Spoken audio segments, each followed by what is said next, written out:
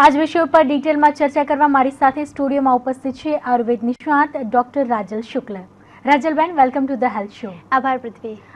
કબજિયાત જોવા જઈએ તો મોટાભાગના ઘરમાં કોઈ પણ વ્યક્તિને એકાદ વ્યક્તિ તો હશે જ કે જેને કબજિયાતની તકલીફ સતાવતી હોય. બરાબર છે. આપણી રૂટીન લાઈફસ્ટાઈલ એવી થઈ ગઈ છે અને તેના કારણો પણ આગળ આપણે જોયા. હા, આયુર્વેદમાં કબજિયાત વિશે શું કહેવાયું છે? શું આ ખૂબ જ ગંભીર બીમારી કહી શકાય? આયુર્વેદની દ્રષ્ટિએ વિચારે તો એને એક વિબંધ નામ આપ્યું. વી એટલે વિટ, વિટથી લીધું, અને વિટ એટલે મલ, કે જે વિટ્ટ ભાગ, અન્નનો વિટ્ટ ભાગ, એનાથી વી અને બંધ એટલે કે અન્નનો જે પાચન થયા પછીનો જે ભાગ બચ્યો એને વિટ્ટ તરીકે લીધું અને એને વિબંધ તરીકે લીધું. પૃથ્વી, એક વસ્તુ છે જેમ તે કીધું એમ કે ખૂબ વધારે પ્રમાણમાં કબજિયાત જોવા મળે છે. મેડિકલ ટર્મિનોલોજીની અંદર કબજિયાતને આમ તો એક સિમ્ટમ્સ તરીકે જોવા મળ્યું છે એમ, પણ એ બીજા બધા રોગો ઘણા બધા કરે છે, જેમ કે ફિશર કરે, પાઇલ્સ કરે, બીજા ઘણા બધા રોગો કરે. એટલે એ હવે એક રોગ તરીકે સ્થાન પામતું ગયું. એક સર્વે મુજબ અમેરિકામાં 4 મિલિયન લોકોને કબજિયાતથી પીડાય છે. એમાંથી 2.5 મિલિયન લોકો ડોક્ટરી સારવાર લે છે, અને એનો ઓટીસી એટલે ઓવર ધ કાઉન્ટર જે દવાઓ લેવામાં આવે, દવાની દુકાનમાંથી જે દવા લેવામાં આવે એને ઓટીસી કહેવામાં આવે. ઓવર ધ કાઉન્ટર મેડિસિન લે એ $725 મિલિયન નો બિઝનેસ છે. મતલબ કે આટલો બધા પ્રમાણની અંદર અમેરિકામાં જે સર્વે થયો એ પ્રમાણે આટલા બધા પ્રમાણમાં કબજિયાત છે. આપણે ત્યાં સર્વે થાય તો એવું જ થઈ શકે, એવા જ કોઈ આંકડા આવે. અને એનું જે મહત્વનું જે કારણ છે, તમે જે જોયું એ પ્રમાણે, ત્યાં જે સર્વે કર્યો એ પ્રમાણે એ લોકોનો જે ખોરાક છે તો એની અંદર મેંદાનું પ્રમાણ સૌથી વધારે છે એક, અને એ લોકો જે પાણી પીવે છે એ જે ગેસીસ ફોર્મેશન વાળું પાણી પીવે છે, એટલે એ પણ એક છે. એટલે સોડા કે CO2 વાળા જે પીણા છે એ ઠંડા પીણા જેને આપણે કહી શકાય એ, અને મેંદો એ સૌથી વધારે ભાગ ભજવી જાય. ઓકે, આપણું ફૂડ હેબિટ્સની વાત કરીએ. આજકાલ લોકો જંક ફૂડ, ફાસ્ટ ફૂડ એટલું જ ખાતા હોય છે, અને એટલું અમેરિકામાં જ ને ઇન્ડિયામાં પણ હવે મેંદાની વસ્તુઓ એટલું જ ખાતા હોય છે લોકો. પ્લસ આપણી જે બિઝી લાઈફસ્ટાઈલ છે, તો આ બે ખૂબ જ મહત્વના કારણો કહી શકાય કબજિયાત માટે. હા, એક તો પહેલા ફૂડ વધારે, જેમ કે આપણે જેમ પહેલા વાત કરીએ એ રીતે ફૂટેજમાં બતાવ્યું તમે એવી રીતે કે રફેજ વાળો એટલે કે જે રેસા છે એ ખોરાક ઓછો લેવામાં આવે છે. બીજું કે અમે જે નોંધ્યું છે એ પ્રમાણે વોટરના ફોર્મમાં પાણી, જેમ કે સૂપ છે, દાળ છે, એ ઓછું લેવામાં આવે છે. બીજું એક પૃથ્વી એક નોંધાયું છે કે જે આપણી બહેનોની લાઈફસ્ટાઈલ છે એમાં રાત્રે સિરિયલ જોવી અથવા તો રાત્રે વધારે મહેમાનોની આગતા સ્વાગતા કરવી, એટલે રાત્રે લેટ નાઇટ ઊંઘવાનું થાય છે, જેમ કે 11-12 વાગે. સવારે બાળકોને સ્કૂલે મોકલવાના હોય અથવા સવારે બીજા કોઈને ઘરમાં ટિફિન બનાવવાનું હોય, એટલે એ જે ગૃહિણી અથવા તો જે વર્કિંગ છે એ સવારે વહેલા ઉઠે છે, એને લીધે એની ઊંઘ ઓછી મળે છે, એક વસ્તુ. અને બીજું કે એ સવારના ફૂડના મેનેજમેન્ટમાં થોડુંક વહેલું ના ઉઠવું પડે, એટલે બરોબર ટાઈમે ઉઠે છે. જે ક્લિનિકમાં ઘણી વખત આવતી બહેનોને આ પ્રશ્નો બહુ જ નડતા હોય. બરોબર ટાઈમે ઉઠ્યા હોય સવારમાં, અને પછી જ્યારે વેગ આવે અથવા અર્જ આવે, એવું ઈચ્છા થાય કે મોશન આવશે અને જવું છે, એવા ટાઈમે એ લોકો એમનું ટિફિન બનાવવા કે એમની જવાબદારીઓમાં બિઝી હોય, એને રોકે. એટલે જે વેગનો જે આવેલા વેગને જે ધારણ કરવો, એટલે અમારા જે આયુર્વેદિક શાસ્ત્રમાં એવું કીધું છે, ન વેગાન ધારે ધીમાન જાતા મૂત્ર પુરુષયો. એટલે સૌથી પહેલા જો તમે બુદ્ધિશાળી મનુષ્ય હોય તો સૌથી પહેલા એક કામ કરો, મૂત્ર અને પુરુષના વેગને રોકો નહીં. મતલબ કે આ જે છે બહુ જ કોમન જોવા મળે છે, અને આ એક મહત્વનું કારણ છે, ખાવા પીવાનું અને સાથે વેગને રોકવાનું, એ મહત્વનું કારણ છે. કોલર આપણી સાથે જોડાય છે, મોહસિનભાઈ જી, શું છે આપનો સવાલ? हाँ मैडम. हाँ जी. हाँ मैडम, मेरे मुंह के अंदर झंझनाहट हो रहा है और लाल लगता है पूरा मुंह के अंदर. मैं आनंद जिला के बोरसद तालुका से बोल रहा हूँ. मुंह के अंदर अगर जलन हो रही है तो अगर तंबाकू खा रहे हैं या सिगरेट पी रहे हैं तो वो छोड़ दीजिए, पहले वही है. दूसरा जो भी तली हुई चीज़ें हैं और चाय और कॉफ़ी है उसको एम्प्टी स्टमक में, मतलब कि आपने बिल्कुल भी खाना नहीं खाया उस टाइम पे मत लीजिए। और जेल आती है जो मुंह में लगाने के लिए, वो जेल लगाने के बाद आप कोई भी खाना खाएंगे तो अच्छा रहेगा। રાજલબેન, કબજિયાતની જે તકલીફ હોય અને જો તેમાં યોગ્ય ધ્યાન રાખવામાં ન આવે તો સ્થિતિ કેટલી ગંભીર બની શકે? કોઈ બીજી તકલીફો પણ થતી હોય છે? હા, ચોક્કસ પૃથ્વી. કબજિયાતનું ધ્યાન ના રાખવામાં આવે તો સૌથી મોટો જે રોગની સ્વરૂપ જે જોવા મળે છે એ પાઇલ્સ છે, એટલે કે અર્શ. એમાં પણ એક બહુ સુંદર ઉક્તિ છે કે અરિવત પ્રાણાન શૃણાતિ હિનસ્તી ઇતિ અર્શ. એવી રીતે આયુર્વેદમાં કીધું. જે પાઇલ્સ છે એને અર્શ નામ આપ્યું. અરી એટલે કે શત્રુ, જે શત્રુની જેમ પ્રાણનું હરણ કરે, એટલે રોજ જે તમને થોડું થોડું દુઃખ આપ્યા કરે અને એ રીતે તમને હેરાન કરે. એટલે કબજિયાત જો તમે કન્ટિન્યુઅસ રાખો અથવા તો તમારી લાઇફસ્ટાઇલ ચેન્જ ના કરો તો પછી એ પાઇલ્સનું સ્વરૂપ ધારણ કરતું હોય છે. જી. અને બીજી કઈ કઈ બીમારીઓ થવાની સંભાવના? એક ફિશર હોય છે અને ફિસ્ચ્યુલા હોય છે, એટલે કે ભગંદર હોય છે. ફિશર એટલે જે ગુદાની વલીઓ છે એની અંદર કાપા પડવા, એક એ હોય છે. અને એ ખાસ કરીને ઓછું પાણી પીતા, ઓછું શાકભાજી ખાતા, લાંબો સમય બેસી રહેતા અને હાર્ડ જે સરફેસ હોય એના ઉપર બેસી રહેતા લોકોને, અને ખાસ કરીને પૃથ્વી ડ્રાઈવરને વધારે જોવા મળે છે, કારણ કે ડ્રાઈવરની સીટની નીચે એન્જિન હોય છે જે બહુ ગરમ હોય છે, વારંવાર એ ગરમ થતું હોય છે. એ લોકોને ફિશરમાંથી પાઇલ્સ, અને પછી પણ કબજિયાતની ચિકિત્સા કરે નહીં તો પછી એ લોકોને ભગંદર જેવા રોગો થતા હોય છે. જી. તેના કારણોમાં આપણે જે વાત કરી કે લીલા શાકભાજી કે પાંદડાવાળા શાકભાજી, રેસાવાળા શાકભાજી ઓછા લઈએ, પાણી ઓછું પીએ તો કબજિયાત થાય. આ બધાનો રોલ શું હોય છે? હા, તેના ફાયદા શું હોય છે કે જેથી કબજિયાત થતો અટકે? હા, બહુ સારો સવાલ છે. પહેલાં તો એ સમજવું પડે કે અંદર આપણે જે પાચનનું જે તંત્ર છે એની અંદર એક સાદું ઉદાહરણ આપું કે જ્યાં પણ રાઉન્ડ મસલ છે એ, અને આપણે ગળાની નીચે જ્યારે પણ કોળીઓ ઉતારીએ એ પછી બધું જ અનૈચ્છિક થઈ જાય છે. આપણા કંટ્રોલમાં કશું જ હોતું નથી. ગળાની નીચે સુધી અને સ્વાદ સુધી આપણને ખબર હોય છે. પછીની જે પણ પાચનની પ્રક્રિયા આખી છે એ અનૈચ્છિક પ્રક્રિયા છે. તો એ જે આખું જે સિસ્ટમ છે એમાં જ્યાં પણ ગોળ મસલ છે એ બધા આપણે અળસિયું ચાલતું હોય અને એનો આકાર અને અળસિયાનું જે કામ હોય એવી રીતના કામ કરે છે. અને એને જે કામ કરે છે એ જે પ્રક્રિયા અથવા તો એ જે મૂવમેન્ટ છે એને પેરિસ્ટાલ્ટિક મૂવમેન્ટ કહેવામાં આવે છે. હવે પેરિસ્ટાલ્ટિક મૂવમેન્ટ જેના પણ આંતરડાની ઓછી હોય એને સૌથી વધારે તકલીફો પડતી હોય છે. કબજિયાત, પાઇલ્સ બધી જ પેરિસ્ટાલ્ટિક મૂવમેન્ટના કારણે છે. આ મૂવમેન્ટ જે ઓછી થવાનું કારણ છે કે બે કારણ છે. એક તો પાણી, જે તમે ફૂડ લો છો એની અંદર પાણીનો ભાગ ઓછો આવે છે એટલે ફૂડ ત્યાં સરસ રીતે મૂવ નથી થઈ શકતું, એ એક. અને પેરિસ્ટાલ્ટિક મૂવમેન્ટ એટલી સરસ નથી થઈ શકતી. બીજું એ બેઠાડું જીવન, કારણ કે તમે જો ચાલશો જ નહીં અને બેસી જ રહેશો તો પછી તમારા પેટના સ્નાયુઓને કે આંતરડાને કે કોઈને મળશે જ નહીં કસરત. એટલા માટે એટલે પેરિસ્ટાલ્ટિક મૂવમેન્ટ એ બહુ મહત્વની છે.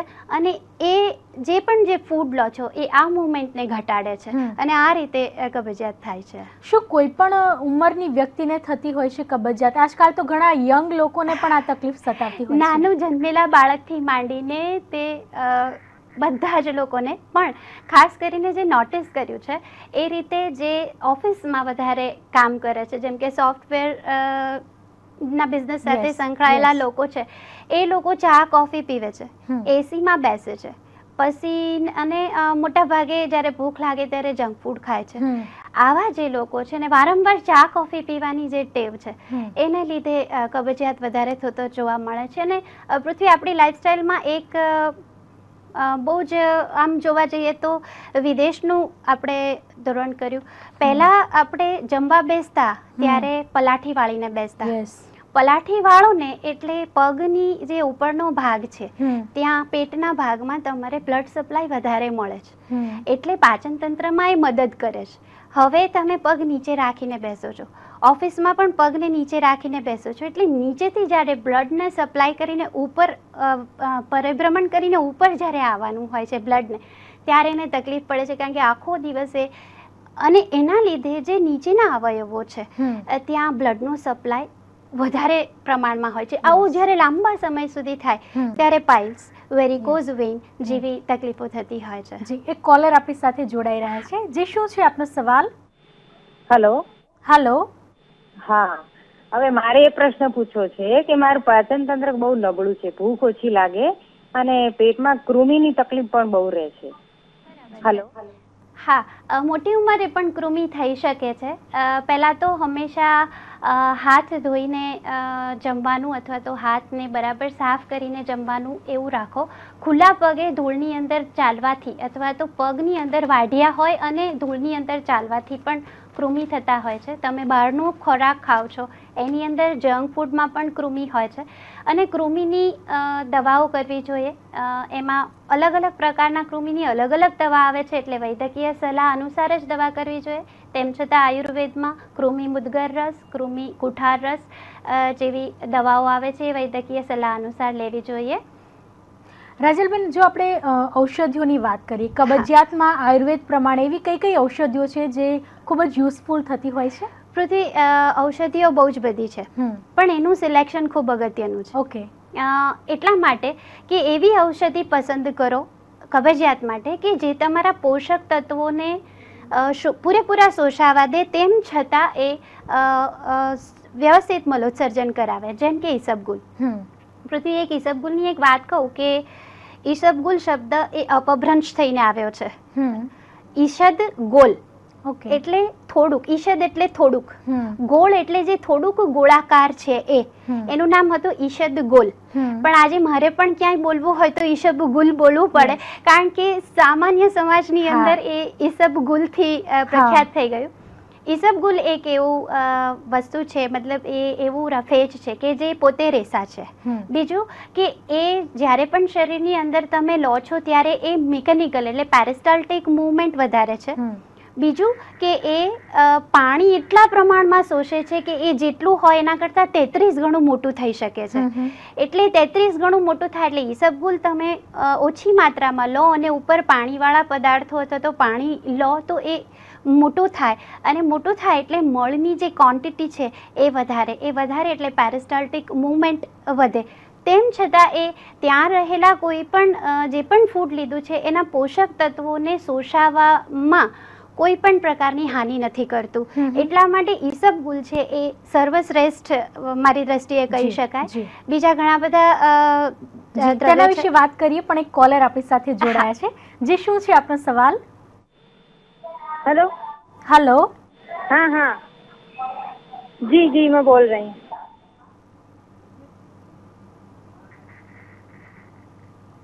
हेलो. આપણે ચર્ચાને આગળ વધારીએ. તમે જે બીજા ઔષધોની વાત કરતા હતા, ઈસબગુલ સિવાય બીજા કયા કયા યુઝફુલ ઔષધો? હા, પૃથ્વી, એમાં એવું છે કે હરડે એક સામાન્ય કે ભાઈ હરડે એટલે બાળકની માતા, અને એટલે હરડે રેગ્યુલર લેવી એવું એક આપણી પ્રથા. હરડેનું કામ એ છે, હરડેનું ફળ વપરાય અને હરડેનું કામ એ છે કે જે મળને એટલે કે જે પણ છે એને પક્વ બનાવે, પ્રોપર પાચન કરે. અને પછી હરડે પણ એવું જ છે કે પોષક તત્વોને શોષાવવામાં કોઈ તકલીફ નથી કરતું.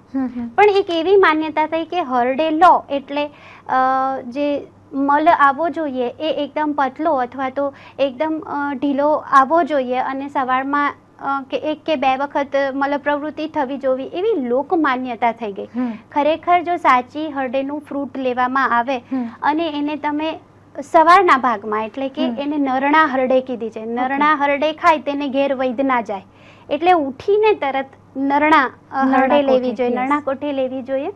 અને એ જે હરડે છે એ ક્યારેય પણ એવી રીતનું લિક્વિડ મોશન નથી કરાવતું. સાચી જો હરડે હોય તો બાંધેલો જ ઝાડો કરાવતું હોય છે. જી, એક કોલર આપણી સાથે જોડાયા છે, શંકરભાઈ. જી, આપનો સવાલ જણાવશો?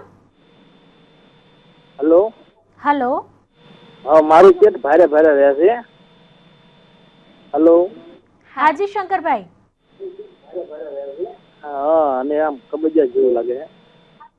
જી, કબજિયાત જેવું જો લાગતું હોય તો કબજિયાતમાં એવું છે કે કબજિયાતમાં માન્યતા એવી છે કે રોજ મોશન ના જાવ એટલે કબજિયાત કહેવાય, પણ એવું શક્યતા નથી. ખરેખર તમારું ઓછું ફૂડ લેતા હો તો પણ તમે રોજ મોશન ના જઈ શકો.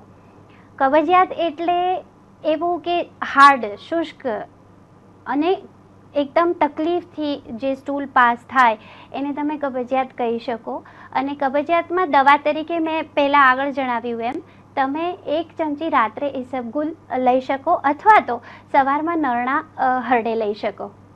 રાજલબેન, જો આપણે વાત કરીએ ટ્રીટમેન્ટની, જ્યારે કોઈ વ્યક્તિ કબજિયાતની તકલીફથી આયુર્વેદ નિષ્ણાતની પાસે જતો હોય છે, આયુર્વેદિક રીતે તેની કેવી રીતના આખી ટ્રીટમેન્ટ થતી હોય છે, તેનો ચાર્ટ બનાવવામાં આવતો હોય કે તેની ફૂડ હેબિટ્સ વિશે પૂછવામાં આવતું હોય, પછી તેમાં કેવી રીતે ચેન્જીસ કરવામાં આવતા હોય છે, આખી ટ્રીટમેન્ટ કેવી થાય છે? પૃથ્વી, બહુ સરસ સવાલ છે. એકચ્યુઅલી આયુર્વેદ બધા રોગોમાં એવી રીતે માને છે કે સર્વ રોગા આપે મંદગ્નો. દરેક જે રોગ છે મંદાગ્નિથી થતા રોગો છે. એટલે શરૂઆતમાં જ્યારે પણ આયુર્વેદિક ડૉક્ટર પાસે જ્યારે પણ જાય ત્યારે પહેલાં પ્રકૃતિ જોવાય છે કે વાયુની પ્રકૃતિવાળું વ્યક્તિ છે, પિત્તની પ્રકૃતિ છે, કફની પ્રકૃતિ છે, બંને દ્વંદ્વ પ્રકૃતિ છે. એ રીતે પ્રકૃતિ જોવાય છે. પ્રકૃતિ અનુસાર એના બધાના ડ્રગની ચોઇસ અલગ અલગ હોય છે. એટલે એ વૈદ જ નક્કી કરી શકે કે એને કઈ ડ્રગ આપવી. પણ ખાસ કરીને ગુવારગમ પાવડર આપતા હોય છે, જેમાં સૌથી વધારે રેસા હોય છે. ઇસબગુલનો યુઝ કરતા હોઈએ છે. દવાઓની દ્રષ્ટિએ ત્રિફળા પણ એટલી જ ઉપયોગી બને છે. અને બહુ જ જ્યારે કબજિયાત હોય કે જ્યારે મલબંધ બહુ જ હોય ત્યારે ઘણી બધી દવાઓ છે. અશ્વકંચુકી રસ, ઈચ્છાપેતી રસ, અભયાદી મોદક, પણ આ બધી જ દવાઓ પ્રકૃતિ અનુસાર અને સાથે સાથે વૈદ્યકીય સલાહ અનુસાર જ આપવી પડતી હોય છે. જી, આપણે ખોરાકની જો વાત કરીએ, તમે કહ્યું કે રેસાવાળા ખોરાક ખાવા જોઈએ, તેવા શાકભાજી ખાવા જોઈએ, પાણી વધારે પીવું જોઈએ, પરંતુ એવી કઈ કઈ વસ્તુઓ છે કે જે ન ખાવી જોઈએ જો કોઈને કબજિયાત હોય તો? હા, એક તો પહેલી કોફી. કોફી છે એ મલબંધ કરે છે. બીજું મેંદાવાળી બધી જ વસ્તુઓ. ત્રીજું હાર્ડ સરફેસ પર બેસવું. અને મેં જેમ કીધું એમ કે ગરમ જે વાતાવરણ છે એમાં જો તમને પરસેવો થતો હોય અથવા તો તમે એવી જોબ કરતા હો તો વારંવાર દર 2 કલાકે તમે પાણીનો અથવા તો પાણીના સ્વરૂપમાં ફૂડનો સૂપ, દાળનું પાણી એ રીતે જો વધારે લેવામાં આવે, વધારે લેવામાં આવે તો કબજિયાતથી દૂર રહી શકાય. અને જો આપણે ડેઈલી રૂટીનની વાત કરીએ, કોઈ વ્યક્તિને કબજિયાત હોય અને આયુર્વેદ પ્રમાણે તે તેની ટ્રીટમેન્ટ ચાલુ રાખતો હોય, ફૂડ હેબિટ્સમાં ચેન્જ કરે, એક પ્રોપર ડેઈલી રૂટીન તેનું કેવું હોવું જોઈએ સવારે ઉઠે ત્યારથી લઈને રાતના સૂવે ત્યાં સુધી? સવારે ઉઠે ત્યારે તો મેં કીધું એમ કે દાંતણ કર્યા પછી કે બ્રશ કર્યા પછી નરણા હળદર લેવી જોઈએ. એક પાણી ઉષહપાન કીધું છે, એટલે કે રાત્રે તાંબાના લોટામાં મૂકેલું જે પાણી હોય એને સવારે પીવું જોઈએ. એનું પ્રમાણ પણ નક્કી કરેલું છે, 1.5 ગ્લાસ જેટલું પાણી લેવું જોઈએ. જે ફૂડ તમે એટલે એક્સરસાઇઝ એટલે વ્યાયામ અને અભ્યંગ એટલે માલિશ, એટલે સ્કિનની પણ કેર કરે છે. દરેક જે સવારના બ્લડ સપ્લાય વધારે છે સ્કિનના મસલનો ને સ્કિનનો બધાનો, એટલે એ. અને સાથે સાથે જે ફૂડ લેવામાં આવે એમાં શરૂઆતનો જે ફૂડ લો એ એક ડાયટિશિયન જે રીતે કહેતા હોય છે, તો ડાયટના પહેલાંમાં કે સૌથી પહેલાં જો તમારે વજન મેન્ટેન રાખવું હોય તો એ બાઉલ ભરીને બાફેલા શાકભાજી, જો શાકાહારી છો તો બાઉલ ભરેલા બાફેલા શાકભાજી અને થોડી પાતળી દાળ, એને જો તમે પીએ અથવા તો જે પણ વ્યક્તિ પીએ તો એ પાછળનું જે ફૂડ છે એ ઓછું લઈ શકશે. અને જેના કારણે એક તો કબજિયાત નહીં થાય અને બીજું કે વજન મેન્ટેન રહેશે.